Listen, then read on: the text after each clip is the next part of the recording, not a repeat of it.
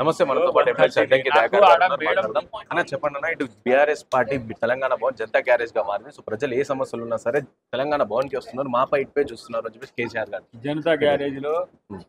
Janata garage owner కొడుకున్నాడు, వీళ్ళని చాలా జాగ్రత్తగా ఉంటుంది. అంటే కేటీఆర్ వీళ్ళని అంటారా? అవునా? అయితే కావచ్చు. అంటే ఆ పోలిక కూడా కరెక్ట్ లేదని చెప్పడానికి చెప్తున్నా. డెఫినెట్ గా జనతా గ్యారేజ్ గతంలో గాంధీ భవన్ మొత్తం ఏ విధంగా జనతా గ్యారేజ్ అయిందో మీరు చూసి, ఇప్పుడు కూడా జనతా గ్యారేజ్, ఎప్పటికీ జనతా గ్యారేజ్ కాంగ్రెస్ పార్టీ. కాబట్టి వాళ్ళు ఏదో సందర్భాల కొరకు వాడతారు తప్పితే అది కూడా పోలిక కరెక్ట్ గా లేదని మంచిగా సరి చూసుకోమని మిత్రుడికి ఈతవంతే. ఇంకోటి బండి వెనక బండి కట్టుకుని రండి అని చెప్పేసి రజత సభకి పిలిపిస్తా ఉన్నారు. సో మీరేమన్నా? బండి వెనక బండి కట్టి అనేది నిజామును వ్యతిరేకించడానికి బండి యాదగిరి రాసిన పాట. ఆ బండి యాదగిరి గారిని కూడా ఇవాళ గొప్పగా చేసింది మేమే. మాకు కూడా ఆయన వ్యక్తిగతంగా చుట్టమే అవుతాడు. ఆయనకు అంటే నాకు తర్వాత అవార్డు వచ్చిన తర్వాత తెలుసు నాకు మా తుంగతుర్తి.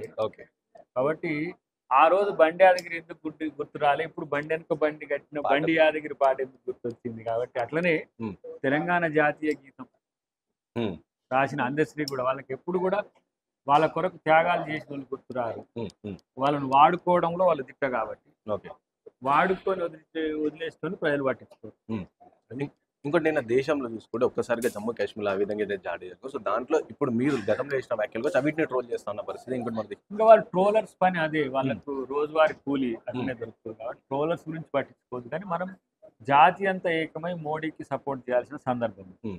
దీన్ని ఏ రకంగా ప్రభుత్వము అణిచివేయాలనుకున్నా ఏది ఉగ్రవాదాన్ని, దానికి మనం అందరం మద్దతు ఇవ్వాలి. అది మనం ఇప్పుడు చేయాల్సిన సందర్భం. కాబట్టి డెఫినెట్ గా భారత్ జాతి ఎప్పుడు కూడా గెలుస్తుంది. ఎందుకంటే తనిచ్చే ప్రేమ, తనిచ్చే సహనం, తనిచ్చే రాజకీయాల కొరకు చేసే అట్లాంటి కొన్ని జరుగుతుండొచ్చు. కానీ వేరే దేశం కాడికి వచ్చే వరకు ప్రజలంతా ఏకమవుతారు. ప్రజలంతా ఏకమయ్యే ఒక ప్రయత్నం ప్రభుత్వం చేస్తుంది. ప్రభుత్వానికి మద్దతు ఉండాల్సిన బాధ్యత మనందరికీ. ఇంకో ఇప్పుడు కొర్రగుట్టలు కూడా ఈ విధంగా అయితే హెలికాప్టర్లతో పాటు చాలా మంది పోలీస్ అధికారులు కూడా ఈ విధంగా చేస్తారు. సో దానిపైన మీరేమంటారు సార్?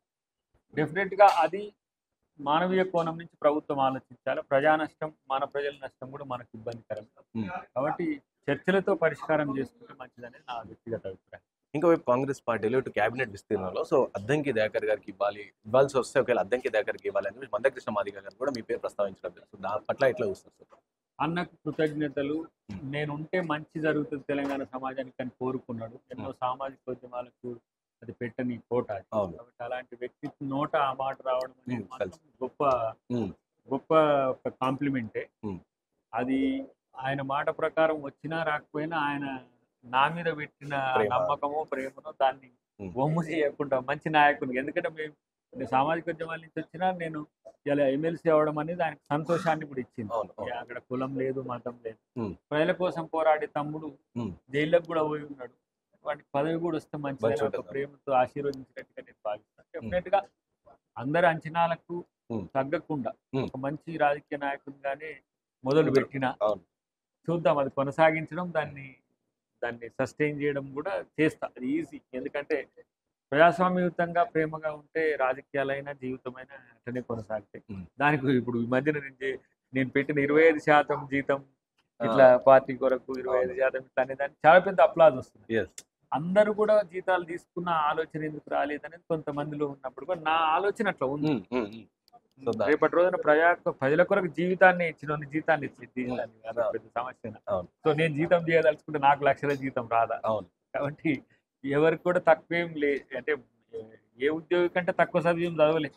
ఎంసీఏ చేసిన సాఫ్ట్వేర్ ఇంజనీర్ కావచ్చు, ఎల్ఎల్బి చేసిన కావచ్చు, పిహెచ్డి చేసిన ప్రొఫెసర్ కావచ్చు, కాబట్టి ఎంకామ్ చేసి అకౌంటెంట్ కూడా కావచ్చు. కానీ ఏది కాకుండా నా జీవితం జనం కొరకు ఇవ్వడం కనుక నా యొక్క లక్ష్యం వేరు. అంటే ఫక్త్ పొలిటీషియన్ గా కాకుండా కొంత భిన్నమైన రాజకీయ ఆలోచన ఉన్న వ్యక్తిని కాబట్టి కొంత సాక్రిఫైస్ చాలా మందిని అట్రాక్ట్ చేస్తుంది. దాంట్లో మా ముఖ్యమంత్రి గారు కూడా ఆయనకు నా వ్యక్తిగత జీవితంతో పాటు నా ఆలోచన ధోరణి కూడా తెలుసు కాబట్టి ఆయన అంత ఫెరోషియస్ గా ఉంటే దయాకర్ ఇప్పుడు ఇట్లా ఉన్నాడు. గ్రేట్ టర్నింగ్ అన్నట్టుగా ఆయన తనకు. సో అది కూడా బ్లెస్సింగ్. సో హైకమాండ్ దృష్టికి ఏమైనా తీసుకెళ్ళిరా మీరు? లైక్ ఇట్లా నేనేం తీసుకోపోలేదు.